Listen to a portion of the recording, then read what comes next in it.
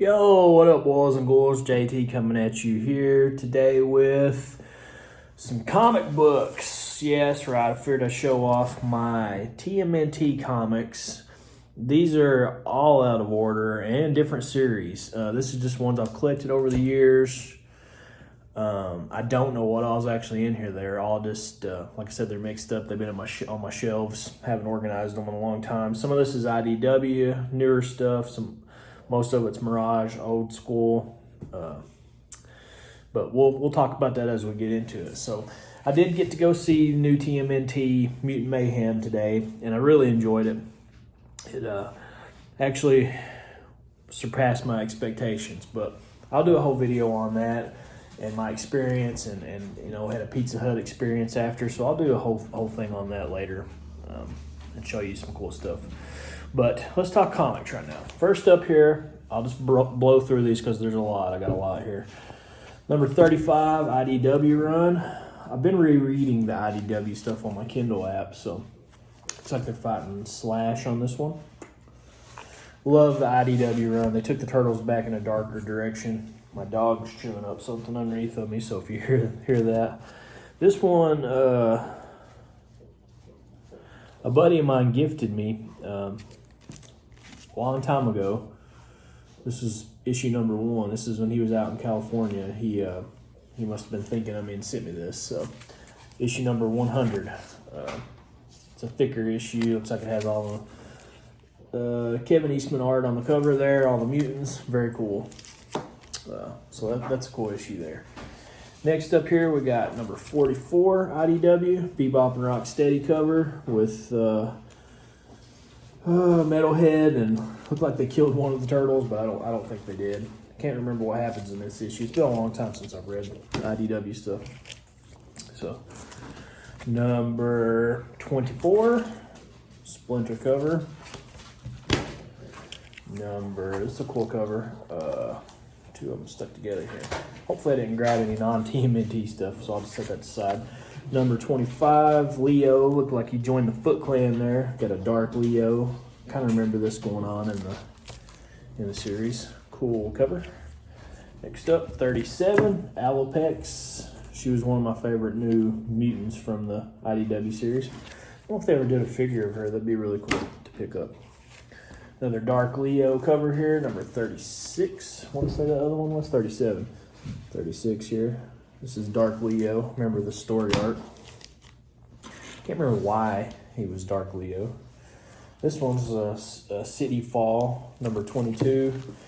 Kind of like part of the storyline, like the old Mirage comics. Remember it ended with City Fall. So, for you TMNT buffs out there. Comics, if you haven't ever read TMNT comics, they're a lot different than the cartoon that we grew up with. I'm a huge fan of the cartoon. Mega fan, growing up. But I didn't start reading the comics till I got a little bit older and discovered them. So, a lot darker, more in line with the first Turtles movie. That was 23. Number 31. I got more of the IDW stuff than I thought left, because I think I had, at one point, I was subscribed to the IDW. That's some X-Men issues. So, 33. You pick back up on these and fill in the holes from 1 to whatever. I think it's still going, maybe. It's like 200 and some issues out now. Number 28, another Dark Leo cover. Number 29. Cool cover art on that one. Like I said, I'm trying to go through these fast because there's a lot. Number 32. Not sure who that is. Cool looking though. Eastman did a lot of covers for these. Number 2. Issue number 2 there. Very cool. I don't know if I still have a number 1 or if I sold it a long time ago when I sold my entire comic collection at one time and then started collecting again. This is a special issue. I'll show this one off later on. Looks like we hit the end of the IDW stuff there. So we're getting into Mirage stuff now. Old school 80s. TMNT number 10, one of my favorite issues. This pretty much, a chunk of the first Turtles movie comes from this, the burning down of April's apartment, them going out to the, this starts that story arc, them going out to the cabin, Casey's cabin, and training and regrouping and all that. That's all here from this comic. There's an awesome, I remember this in this issue, there's an awesome 2-page spread of Casey Jones fighting Foot Clan in the fire of the antique shop. Love this issue. And this is art by, who's this guy? Dugan, I think's his name. He was, when he was working for Mirage, helping him out. Of course, Eastman and Laird as well. Favorite issue of mine, number 10, is number 5, some Utoms and some Fugitoid. Look here, we got Triceratons on there. I'm not sure if we do, but kind of Star Wars-esque in the cantina. You got Fugitoid there. This is like a Dimension X story arc. It wasn't, issue number 5, so that stuff's been around since the get-go, the Utoms. And it's a lot different, of course. It's not Krang and all that, but Fugitoid is the man. Number 6, here we go, Triceraton cover. Yep, Triceraton cover here. Awesome Dimension X stuff.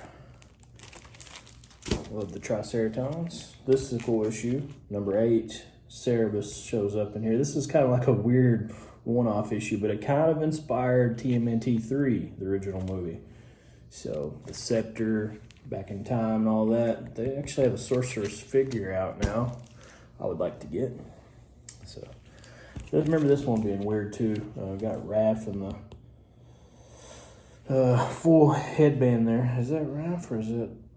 I don't know if it's him or not. It's hard to tell sometimes when they all have the red bandanas.